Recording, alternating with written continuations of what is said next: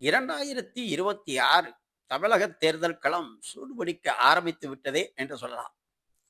பாஜக, அதிமுக கூட்டணியும், திமுக தலைமையிலான கூட்டணியும் தேர்தல் களத்தை சந்தித்துக் கொண்டிருக்கும் வேளையில் விஜயும் தனது தேர்தல் ஆட்டத்தை துவங்கிவிட்டார் என்றே சொல்லலாம். இந்த சூழலில் தமிழக பாஜக தேர்தல் பொறுப்பாளராக பி.எஸ். கோயல் தலைமையில் ஒரு குழு அமைக்கப்பட்டுள்ளது.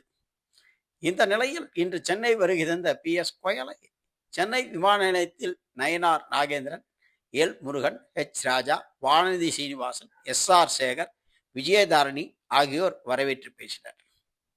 அதன்பின் கமலாலயத்தில் நடைபெற்ற தேர்தல் ஆலோசனை கூட்டத்தில் இவர்கள் கலந்து கொண்ட நிலையில் முன்னாள் பாஜக தலைவரும் பரபரப்புக்கு பேர் போன அண்ணாமலை மிஸ்ஸிங் பல்வேறு யூகங்களை ஏற்படுத்தியுள்ளது. அண்ணாமலை கலந்து கொள்ளாதது இந்த கூட்டத்தில் பெரும் பரபரப்பாக பேசப்பட்டது.